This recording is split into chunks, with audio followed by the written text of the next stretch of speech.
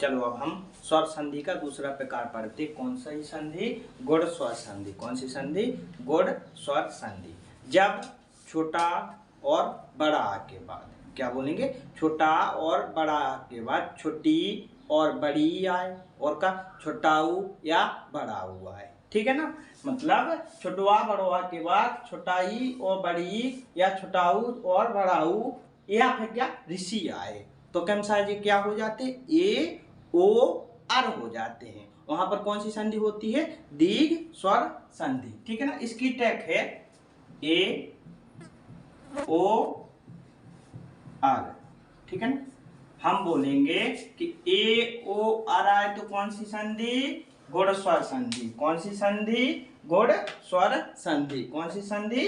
गुण स्वर संधि। अब चलो इसके उदाहरण देखते हैं अपन। ठीक है ना? चलो देखो, जैसे नर प्लस इंद्र, जी मिलकर क्या हो जाएगा? नरेंद्र। ठीक है ना?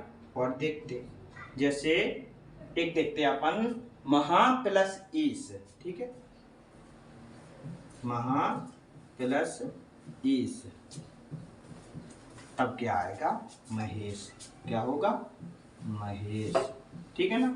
और चलो इन्हें समझ लेते हैं पहले। ठीक है, नर और इंद्र। नर यहाँ पर क्या आया लास्ट में? छोटा। ठीक है, और यहाँ इंद्र का क्या? ई। दोनों मिलकर क्या हो गए? ए। जो मात्रा काय की है? एक मात्रा ए की। ठीक है ना? तो आ और ई मिलकर क्या हो गए? ए। यहाँ पर क्या होगा? बड़ा आ और बड़ी, दोनों मिलकर क्या हो गए? ए। मतलब मिलकर क्या होना है? ए होना। देखो आपने देखा था ना, बड़ा आ के बाद बड़ी भी आ सकता, ओ भी आ सकता और ऋषि भी आ सकता, री भी आ सकता। चलो देखते और उदाहरण।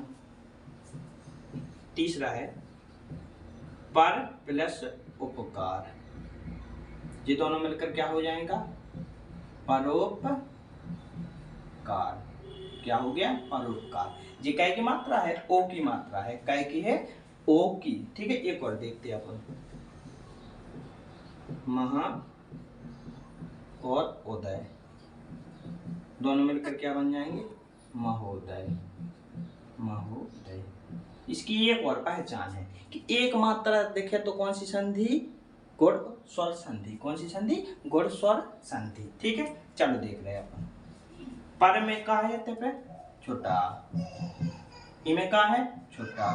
दो मिलकर के का हो जाए हैं? ओ। ठीक है ना? महा में का है? बड़ा, और उदय में छोटा, मिलके का हो गए? ओ। ये मात्रा तो पहचानते हो ना आप लोग। चलो और देखते हैं, आप ऋषि वाला एग्जाम्पल देखते। ऋषि वाला उदाहरण कैसे होता? जैसे आप लिखते, महर्षि पढ़ा ना आप लोगों ने, महान और ऋषि दोनों मिलके क्या बन जाते? महर्षि हो जाते ना। और एक और देखते हैं, जैसे हम लिखते सप्त और ऋषि, ये क्या हो जाएगा? सप्त ऋषि। चलो देखते हैं, इन्हें भी देखते हैं अपन। ठीक है, महा, महा में क्या आया? बड़ा, और ऋषि में री आया, दोनों मिलकर क्या हो गए? अर।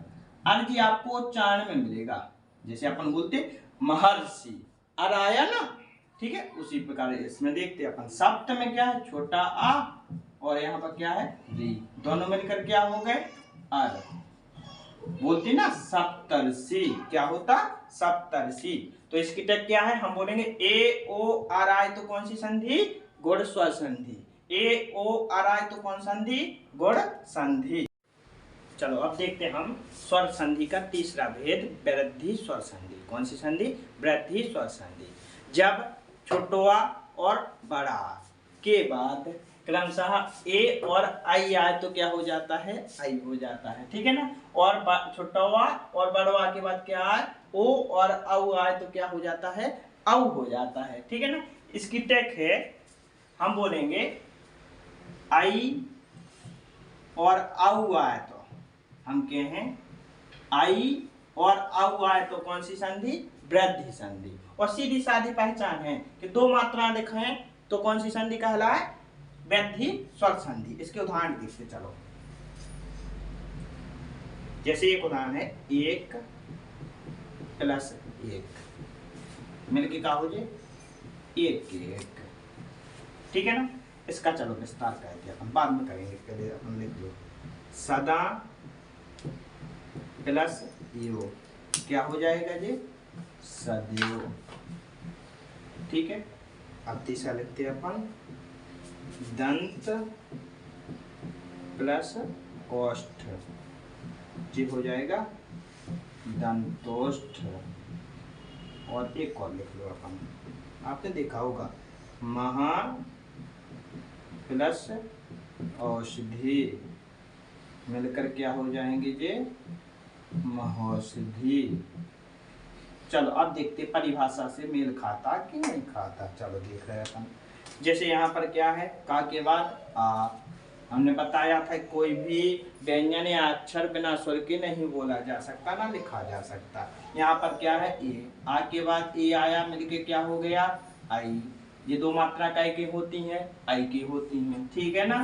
अब देखते हैं यहाँ पर क्या है बड़ा, और बड़ा में क्या मिल गया ए, तो बन क्या गया आई, ठीक है ना। इसी प्रकार अपन देखते हैं यहाँ पर क्या है छोटा, छोटा के बाद क्या आया ओ, बन का गए जे औ, ठीक है ना। आ रही ना समझ में। अब देखो इस प्रकार है बड़ा आ, फिर का है औ, मिलके का हो जाए औ। आपको तो ये ध्यान देना कि बाद में मिलके क्या होना आई और औ, ठीक है। और पहचान कर सकते हैं हम दो मात्रा से, किस मतलब दो मात्रा दिख जाए तो कौन सी संधि वृद्धि स्वर संधि, आई औ आए तो कौन सी संधि वृद्धि स्वर संधि।